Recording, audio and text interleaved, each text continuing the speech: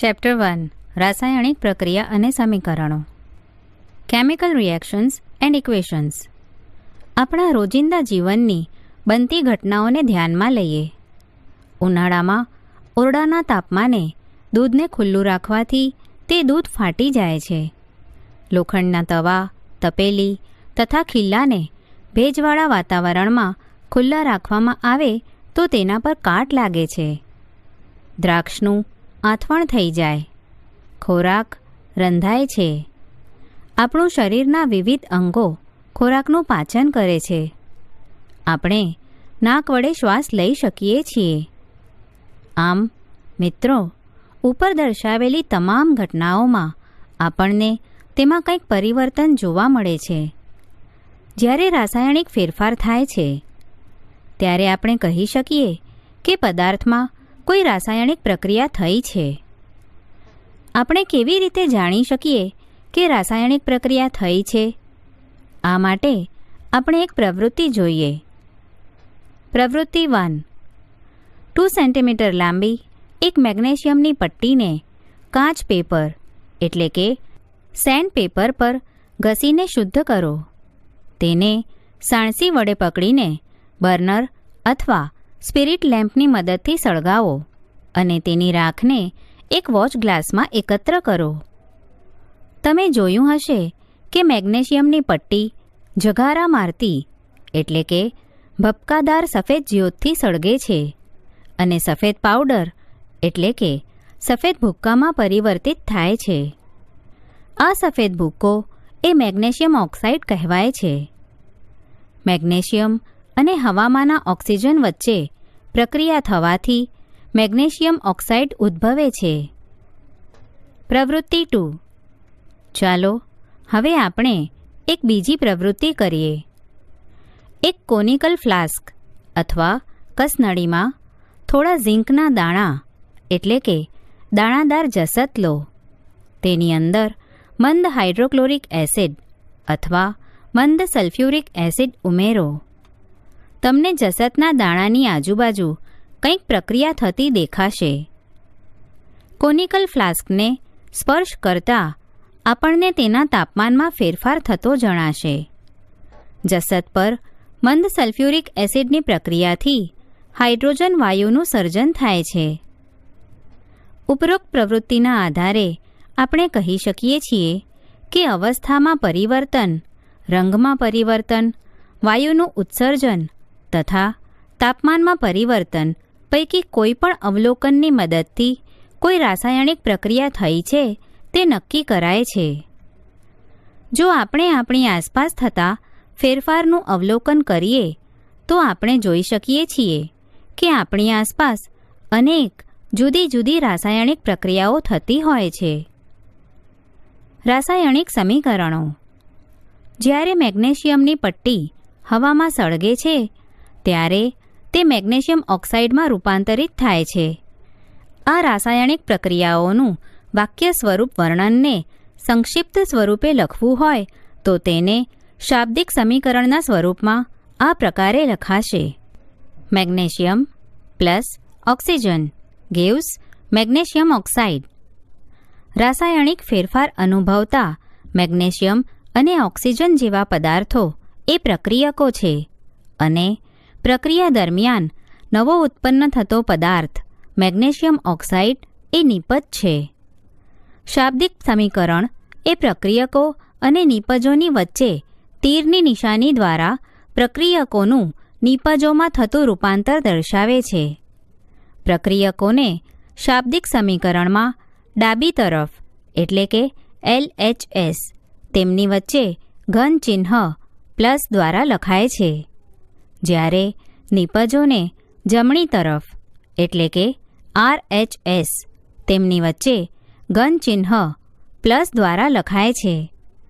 સમીકરણમાં તીરનું માથું એટલે કે એરોહેડ નિપજો તરફ હોય છે અને તે પ્રક્રિયાની દિશા દર્શાવે છે. શબ્દોની જગ્યાએ રાસાયણિક સૂત્રોનો ઉપયોગ કરીને આપણે રાસાયણિક સમીકરણોને હજી વધુ સંક્ષિપ્ત અને ઉપયોગી બનાવી શકીએ છીએ. કોઈપણ રાસાયણિક પ્રક્રિયાને રાસાયણિક સમીકરણ દ્વારા રજૂ કરી શકાય છે. મેગ્નેશિયમ, ઓક્સિજન તેમજ મેગ્નેશિયમ ઓક્સાઇડના સૂત્રોની મદદથી ઉપરોક્ત શાબ્દિક સમીકરણ નીચે પ્રમાણે લખી શકાય. Mg+O2 gives MgO. તીરની નિશાનીની ડાબી તરફ એટલે કે LHS અને જમણી તરફ એટલે કે RHS રહેલા દરેક તત્વના પરમાણુઓની સંખ્યા ગણો અને તેની સરખામણી કરો. શું બંને તરફ દરેકે દરેક તત્વના પરમાણુઓની સંખ્યા સમાન છે?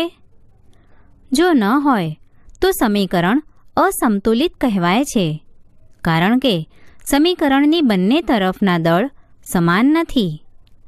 આ પ્રકારના રાસાયણિક સમીકરણને પ્રક્રિયા માટેનું કંકાલ રાસાયણિક સમીકરણ કહેવાય છે. સમીકરણમાં મેગ્નેશિયમની હવામાં સળગવાની પ્રક્રિયા માટેનું કંકાલ રાસાયણિક સમીકરણ છે. સમતુલિત રાસાયણિક સમીકરણ. દ્રવ્ય એટલે કે દળ સંરક્ષણનો નિયમ. કોઈપણ રાસાયણિક પ્રક્રિયામાં દળ એટલે કે દ્રવ્યનું સર્જન થતું નથી કે તેનો વિનાશ થતો નથી.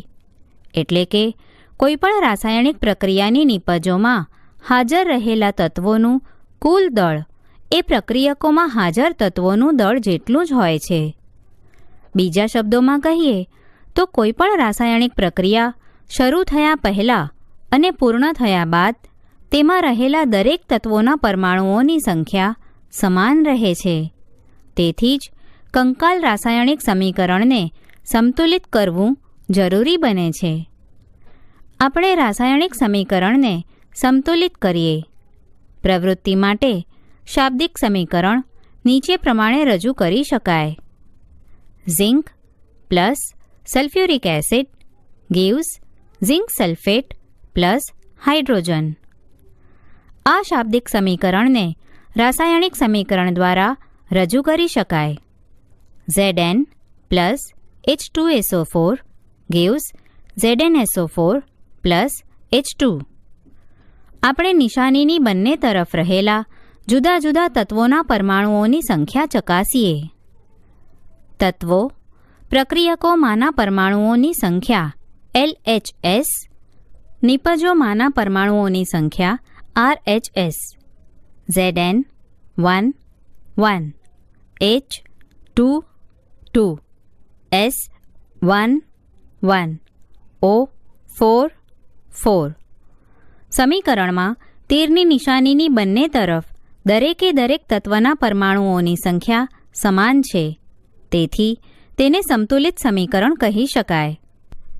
ચાલો રાસાયણિક સમીકરણને સરખાવવાનો પ્રયત્ન કરીએ. Fe plus H2O gives Fe3O4 plus H2. તબક્કો 1. રાસાયણિક સમીકરણને સંતુલિત કરવા માટે સૌપ્રથમ દરેક સૂત્રની ફરતે એક બોક્સ બનાવીએ. તબક્કો 2. અસંતુલિત સમીકરણમાં હાજર રહેલા જુદા જુદા તત્વોના પરમાણુઓની સંખ્યાની યાદી બનાવીએ. તત્વો પ્રક્રિયકોમાંના પરમાણુઓની સંખ્યા LHS, નિપજોમાંના પરમાણુઓની સંખ્યા RHS. Fe 1 3, H 2 2, O 1 4. તબક્કો 3. સૌથી વધુ પરમાણુઓ ધરાવતા સંયોજનોના સમતુલનની શરૂઆત કરો. તે પ્રક્રિયક કે નિપજ ગમે તે હોઈ શકે. તે સંયોજનોમાં સૌથી વધુ પરમાણુઓ ધરાવતું તત્વ પસંદ કરો. આ માપદંડ એટલે કે સિદ્ધાંત પ્રમાણે આપણે Fe3O4 અને તેમાં રહેલા ઓક્સિજન તત્વની પસંદગી કરીએ. જમણી તરફ ઓક્સિજનના 4 પરમાણુઓ છે, જ્યારે ડાબી તરફ ઓક્સિજનનો માત્ર એક જ પરમાણુ છે. ઓક્સિજનના પરમાણુઓને સમતુલિત કરવા માટે ઓક્સિજનના પરમાણુઓ પ્રક્રિયકોમાં, નિપજોમાં 1 શરૂઆતમાં, 1 H2O માં, 4 Fe3O4 માં, 2 સમતુલિત કરવા માટે 1 × 4 4 યાદ રાખો કે પરમાણુઓની સંખ્યા સમાન કરવા માટે આપણે પ્રક્રિયામાં ભાગ લેતા સંયોજનો કે તત્વોના સૂત્રો બદલી શકતા નથી. ઉદાહરણ તરીકે, ઓક્સિજન પરમાણુઓને સંતુલિત કરવા માટે આપણે 4 સહગુણક એટલે કે કોએફિશિયન્ટ મૂકી 4H2O લખી શકીએ, પરંતુ H2O4 અથવા H2O4 ન લખી શકીએ. આંશિક રીતે સંતુલિત સમીકરણ નીચે મુજબ થશે: Fe plus 4H2O gives Fe3O4 plus H2. તબક્કો 4. Fe અને H પરમાણુઓ હજી પણ સંતુલિત નથી. આ તત્વો પૈકી કોઈ એકને પસંદ કરીને આગળ વધીએ. આપણે આ આંશિક રીતે સંતુલિત સમીકરણમાં હાઇડ્રોજન પરમાણુઓને સંતુલિત કરીએ. H પરમાણુઓની સંખ્યા સમાન કરવા માટે જમણી તરફ હાઇડ્રોજન અણુઓની સંખ્યા 4 કરો. હાઇડ્રોજનના પરમાણુઓ પ્રક્રિયકોમાં, નિપજોમાં 1 શરૂઆતમાં, 8 4H2Oમાં, 2 H2માં, 2 સંતુલિત કરવા માટે 8 2 × 4. સમીકરણ આ મુજબ થશે: Fe plus 4H2O gives Fe3O4 plus 4H2. તબક્કો 5. ઉપરનું સમીકરણ ચકાસીએ અને સંતુલિત ન હોય તેવું ત્રીજું તત્વ પસંદ કરતા જોવા મળે કે માત્ર એક જ તત્વનું આયન એટલે કે લોખંડનું સંતુલન બાકી છે. આયન એટલે કે લોખંડના પરમાણુઓ પ્રક્રિયકોમાં, નિપજોમાં 1 શરૂઆતમાં, 1 Feમાં, 3 Fe3O4માં, 2 સંતુલિત કરવા માટે 1 × 3 3. Feને સંતુલિત કરવા માટે આપણે ડાબી તરફ Feના 3 પરમાણુ લઈએ. 3Fe plus 4H2O gives Fe3O4 plus 4H2. અંતમાં સંતુલિત સમીકરણની ખરાઈ કરવા માટે આપણે સમીકરણની બંને તરફ રહેલા દરેક તત્વના પરમાણુઓની ગણતરી કરીએ. 3Fe plus 4H2O gives Fe3O4 plus 4H2. સંતુલિત સમીકરણ. ઉપરના સમીકરણમાં બંને તરફના તત્વોના પરમાણુઓની સંખ્યા સમાન હોવાથી તે સમીકરણ સંતુલિત છે. રાસાયણિક સમીકરણોને સંતુલિત કરવાની આ પદ્ધતિ હિટ એન્ડ ટ્રાયલ પદ્ધતિ કહેવાય છે, કારણ કે આપણે નાનામાં નાના પૂર્ણાંક સહઅચળાંક દ્વારા સમીકરણને સંતુલિત કરવાનો પ્રયત્ન કરીએ છીએ. તબક્કો 6. ભૌતિક અવસ્થાઓની સંજ્ઞાઓ લખવા માટે ઉપરના સંતુલિત સમીકરણને ધ્યાનપૂર્વક તપાસવું. રાસાયણિક સમીકરણને વધુ માહિતીપ્રદ બનાવવા માટે પ્રક્રિયક અને નિપજોની રાસાયણિક સૂત્રો સાથે તેઓની ભૌતિક પ્રક્રિયાઓ કરવામાં આવે છે. પ્રક્રિયકો અને નિપજોની વાયુરૂપ, પ્રવાહી, જલીય અને ઘન અવસ્થાઓ G, L, AQ અને S જેવા સંકેતો દ્વારા દર્શાવવામાં આવે છે.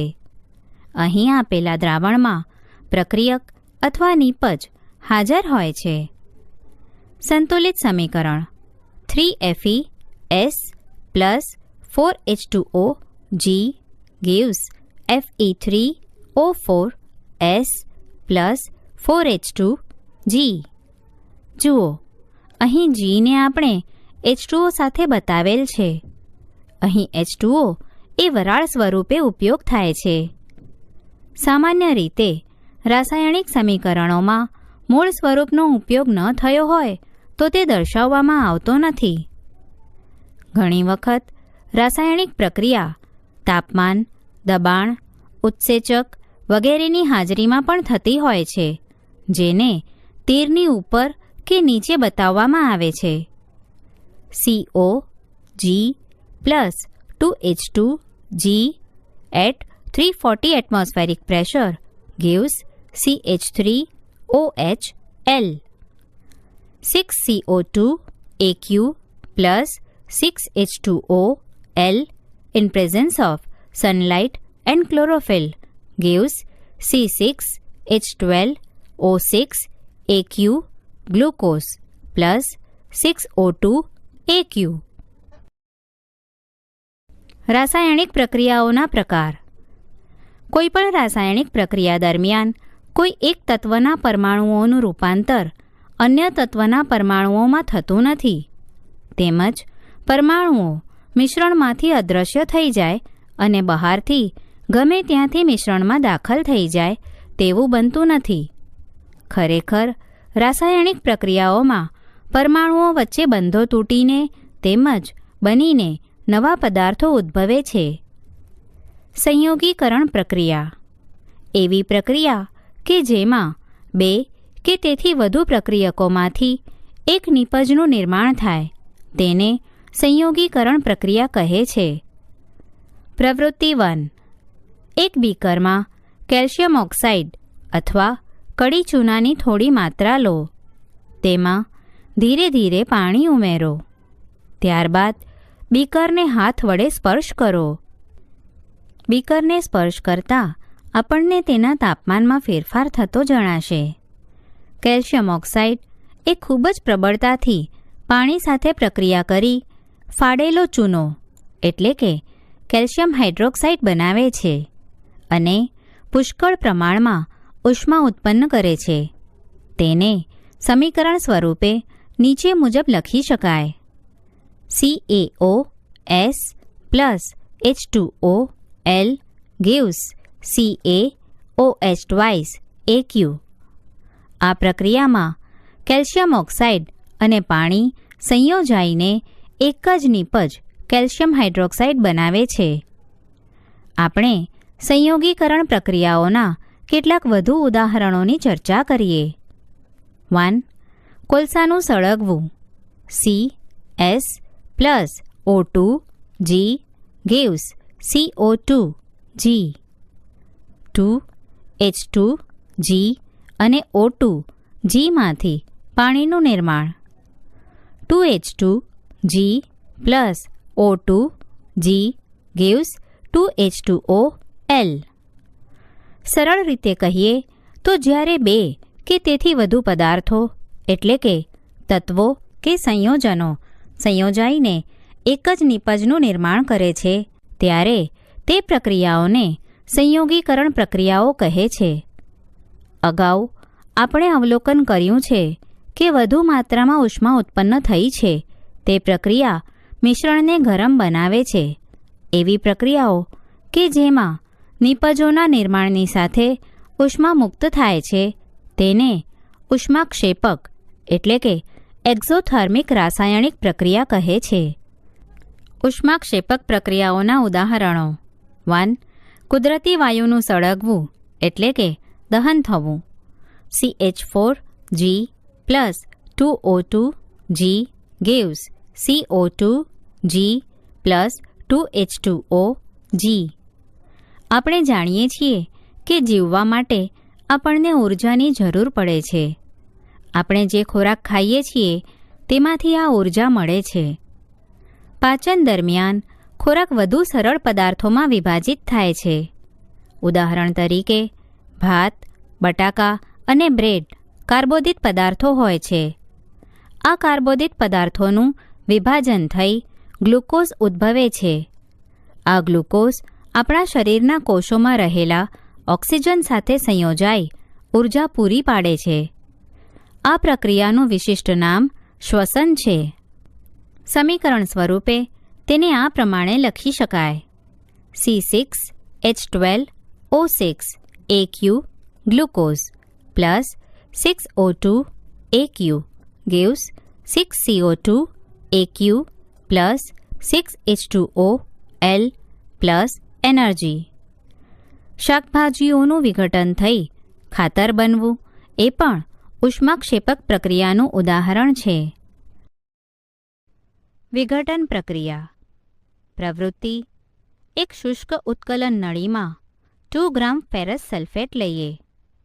આ ફેરસ સલ્ફેટના સ્ફટિકનો રંગ નોંધીએ. ત્યારબાદ ઉત્કલન નળીને બર્નરની જ્યોત પર ગરમ કરીએ. ગરમ કર્યા બાદ ફેરસ સલ્ફેટના સ્ફટિકના રંગનું અવલોકન કરતાં જણાય છે કે તેનો લીલો રંગ બદલાયો છે તથા સલ્ફરના બળવાથી ઉદ્ભવતી લાક્ષણિક વાસ સૂંઘી શકાય છે. આ પ્રક્રિયાને સમીકરણ સ્વરૂપે નીચે મુજબ લખી શકાય છે. 2FeSO4 S ferrous sulfate gives Fe2O3S ferric oxide plus SO2 G plus SO3 G. અહીં આપણે જોઈ શકીએ છીએ કે ફેરસ સલ્ફેટના સ્ફટિકને ગરમ કરતાં તેમાંથી પાણી દૂર થાય છે અને સ્ફટિકનો રંગ બદલાય છે. આ પ્રક્રિયામાં એક જ પ્રક્રિયક તૂટીને વધુ સરળ નિપજો આપે છે. આ પ્રક્રિયા એ વિઘટન પ્રક્રિયા છે. ફેરસ સલ્ફેટના સ્ફટિકના વિઘટન થતાં તે ferric oxide Fe2O3, sulphur dioxide SO2 અને સલ્ફર ટ્રાયોક્સાઇડ SO3 માં થાય છે. ફેરિક ઓક્સાઇડ એ ઘન છે જ્યારે SO2 અને SO3 વાયુઓ છે. કેલ્શિયમ કાર્બોનેટનું ઉષ્મા આપવાથી કેલ્શિયમ ઓક્સાઇડ અને કાર્બન ડાયોક્સાઇડમાં થતું વિઘટન એ વિવિધ ઉદ્યોગોમાં ઉપયોગમાં લેવામાં આવતી એક અગત્યની વિઘટન પ્રક્રિયા છે. કેલ્શિયમ ઓક્સાઇડને ચૂનો અથવા કડી ચૂનો કહે છે. તેના અનેક ઉપયોગો પૈકીનો એક સિમેન્ટની બનાવટમાં થાય છે. ઉષ્મીય વિઘટન એટલે ઉષ્માની મદદથી કરવામાં આવતી વિઘટન પ્રક્રિયા. દાખલા તરીકે CaCO3S ચૂનાનો પથ્થર in presence of ઉષ્મા gives CaOS કડી ચૂનો plus CO2S. પ્રવૃત્તિ: એક ઉત્કલન નળીમાં આશરે 2 ગ્રામ લેડ નાઇટ્રેટનો ભૂક્કો લો. ત્યારબાદ ઉત્કલન નળીને ચીપિયા વડે પકડીને બર્નરની જ્યોત ઉપર તપાવો. આપણને અવલોકન કરતાં જોવા મળે છે કે લેડ નાઇટ્રેટના ભૂક્કાને ગરમ કરતાં તેમાંથી કથ્થાઈ રંગનો ધુમાડો ઉત્પન્ન થાય છે. એ ધુમાડો નાઇટ્રોજન ડાયોક્સાઇડ એટલે કે NO2નો છે. આમ લેડ નાઇટ્રેટને ગરમ કરતાં તેમાંથી નાઇટ્રોજન ડાયોક્સાઇડ NO2 ઉત્પન્ન થાય છે. આ પ્રક્રિયાને સમીકરણ સ્વરૂપે આ પ્રમાણે લખી શકાય: 2Pb NO3 twice S lead nitrate in presence of ઉષ્મા gives 2PbO S lead oxide plus 4NO2 G nitrogen dioxide plus O G oxygen. પ્રવૃત્તિ: એક પ્લાસ્ટિકનો કપ લઈ તેના તળિયે 2 છિદ્રો કરીને રબરના બૂચ લગાવીએ. આ રબરના બૂચમાં કાર્બનના વિદ્યુત ધ્રુવો દાખલ કરો. આ વિદ્યુત ધ્રુવોને 6 વોલ્ટના વિદ્યુતીય કોષ એટલે કે બેટરી સાથે જોડો. ત્યારબાદ વિદ્યુત ધ્રુવો કપમાં ડૂબે તે રીતે કપમાં પાણી ભરીએ. પાણીમાં મંદ સલ્ફ્યુરિક એસિડના થોડા ટીપાં ઉમેરીએ. પાણીથી ભરેલી 2 અંકિત નળીઓ લઈ તેને કાર્બનના વિદ્યુત ધ્રુવો પર ઊંધી ગોઠવીએ. વિદ્યુત પ્રવાહ ચાલુ કરી સમગ્ર ઉપકરણને થોડીવાર માટે મૂકીએ. આપણને બંને વિદ્યુત ધ્રુવો પર પરપોટા ઉદ્ભવતા દેખાશે. આ પરપોટા અંકિત નળીઓમાં પાણીનું વિસ્થાપન કરે છે. આમ બંને કસનળીઓમાં એકઠા થયેલા વાયુનું કદ સમાન હોતું નથી. કસનળીઓમાં પૂરતા પ્રમાણમાં વાયુ ભરાઈ જાય ત્યારે સાવધાનીપૂર્વક કસનળીઓને દૂર કરીશું. ત્યારબાદ વારાફરતી બંને કસનળીઓના મુખ ઉપર સળગતી મીણબત્તી લાવી ઓક્સિજન તથા હાઇડ્રોજન વાયુઓની પરખ કરીશું. આમ અવલોકન કરતાં જણાય છે કે એક કસનળીમાં ઓક્સિજન વાયુ તથા અને બીજી કસનળીમાં હાઇડ્રોજન વાયુ હાજર છે. પ્રવૃત્તિ: એક બાષ્પવાટકીમાં 2 ગ્રામ સિલ્વર ક્લોરાઇડ લઈએ. તેનો રંગ સિલ્વર છે. થોડીવાર માટે બાષ્પ વાટકીને સૂર્યના પ્રકાશમાં મૂકીએ. થોડા સમય પછી સિલ્વર ક્લોરાઇડના રંગનું અવલોકન કરતાં જણાશે કે તેનો રંગ ભૂરો હશે. થોડા સમય પછી અવલોકન કરતાં જણાશે કે સૂર્યના પ્રકાશમાં સિલ્વર ક્લોરાઇડ ભૂરા રંગમાં રૂપાંતરિત થઈને ચાંદી ધાતુ બને છે. પ્રકાશને કારણે સિલ્વર ક્લોરાઇડનું વિઘટન ચાંદી અને ક્લોરીનમાં થવાને કારણે આમ બને છે. તેને સમીકરણ સ્વરૂપે આ પ્રમાણે લખી શકાય: 2AgCl S in presence of સૂર્યપ્રકાશ gives 2Ag S plus Cl2G. Silver bromide પણ આ જ પ્રકારે વર્તે છે. 2AgBr S in presence of સૂર્યપ્રકાશ gives 2Ag S plus Br2G. આવી પ્રક્રિયાઓ શ્યામ અને શ્વેત એટલે કે બ્લેક એન્ડ વ્હાઇટ ફોટોગ્રાફીમાં વપરાય છે. આમ વિઘટન પ્રક્રિયાઓમાં પ્રક્રિયકોને તોડવા માટે ઉષ્મા, પ્રકાશ અથવા વિદ્યુત સ્વરૂપે ઊર્જા જરૂરી છે. જે પ્રક્રિયાઓમાં ઉષ્મા શોષાતી હોય તેવી પ્રક્રિયાઓને ઉષ્મા શોષક એટલે કે એન્ડોથર્મિક પ્રક્રિયાઓ કહે છે. વિસ્થાપન પ્રક્રિયા જે રાસાયણિક પ્રક્રિયામાં સંયોજનમાંથી એક પરમાણુ અથવા પરમાણુઓનો સમૂહ બીજા પરમાણુ અથવા પરમાણુઓના સમૂહનું વિસ્થાપન કરે છે તે રાસાયણિક પ્રક્રિયાને વિસ્થાપન પ્રક્રિયા કહેવામાં આવે છે.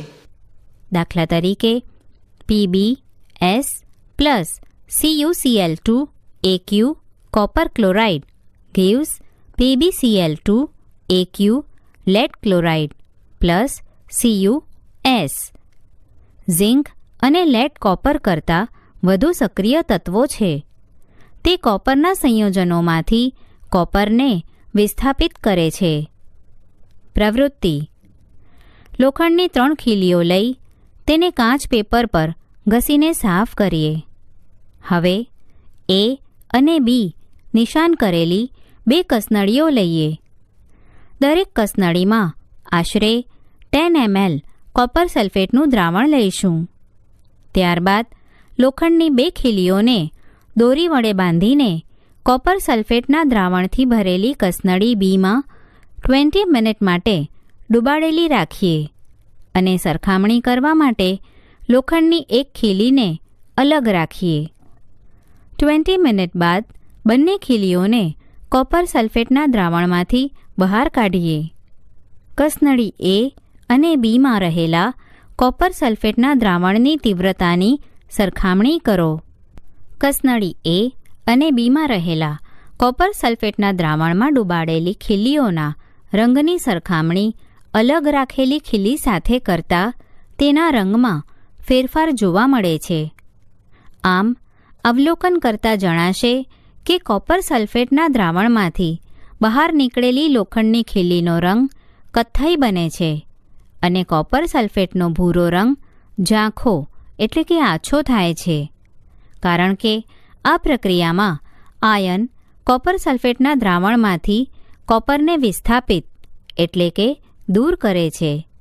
તેની સમીકરણ પ્રક્રિયા આ મુજબ થાય છે: FeS plus CuSO4 Aq copper sulfate gives FeSO4 Aq iron sulfate plus CuS. વિસ્થાપન પ્રક્રિયાઓના અન્ય ઉદાહરણો જેવા કે ZnS plus CuSO4 Aq copper sulfate gives ZnSO4 Aq zinc sulfate plus CuS. PbS plus CuCl2 Aq copper chloride gives PbCl2 Aq lead chloride plus CuS.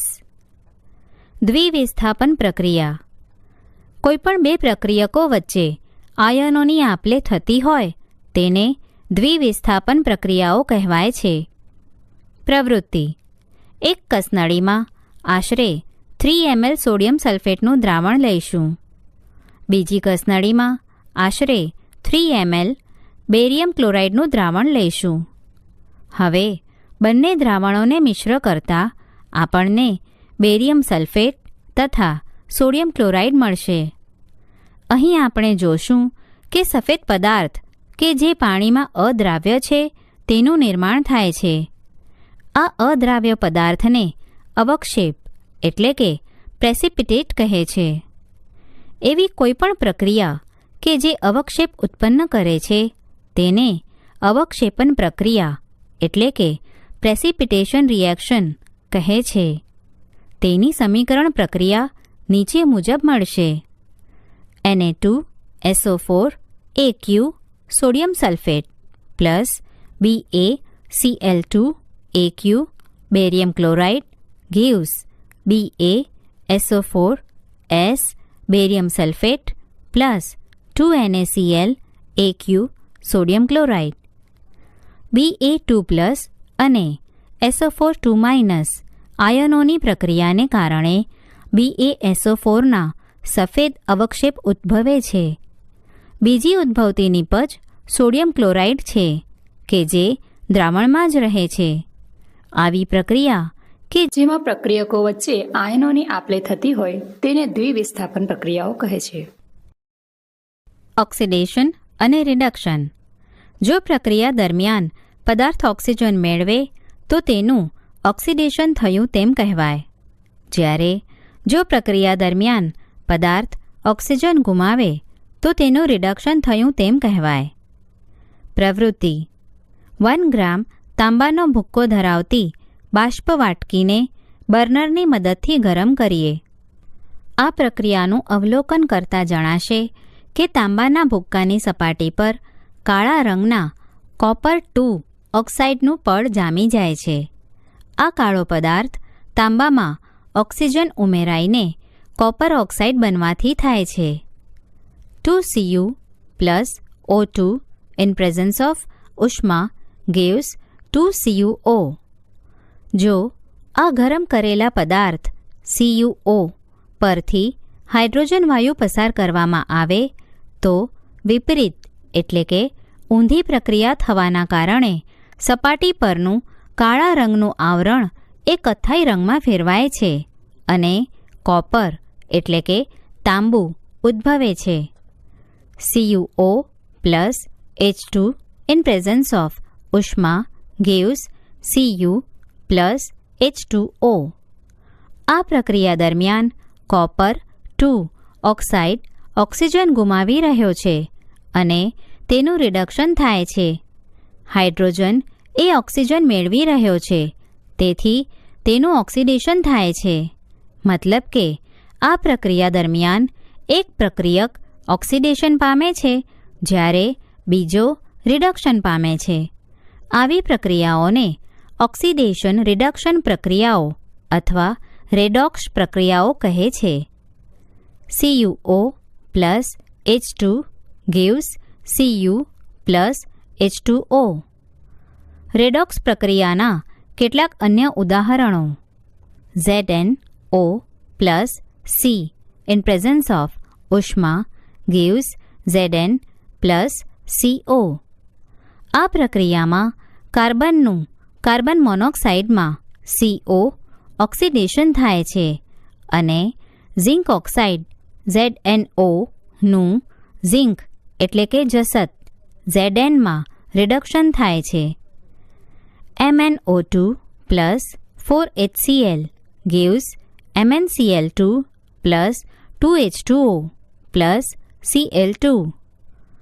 આ પ્રક્રિયામાં HClનું Cl2માં oxidation થાય છે જ્યારે MnO2નું MnCl2માં રિડક્શન થાય છે. તેથી ઉદાહરણો પરથી કહી શકાય કે પ્રક્રિયા દરમિયાન જો પદાર્થ ઓક્સિજન મેળવે અથવા હાઇડ્રોજન ગુમાવે તો તે ઓક્સિડેશન પામે છે. જો પ્રક્રિયા દરમિયાન પદાર્થ ઓક્સિજન ગુમાવે અથવા હાઇડ્રોજન મેળવે તો તે રિડક્શન પામે છે. ક્ષારણ. આપણે જોયું છે કે લોખંડની નવી વસ્તુઓ ચમકદાર હોય છે પરંતુ સમય જતાં તેની પર લાલાશ પડતા રંગના પાવડરનું આવરણ જામી જાય છે. તેને લોખંડના ક્ષારણ કહી શકાય. બીજી એવી અન્ય ધાતુઓ પણ આ રીતે લાલાશ પડતી ઝાંખી પડે છે. જ્યારે ધાતુ પર તેની આસપાસના પદાર્થો જેવા કે ભેજ, એસિડ લાગે ત્યારે તેના પર કાટ લાગે છે. આ પ્રક્રિયાને ક્ષારણ એટલે કે કરોઝન કહે છે.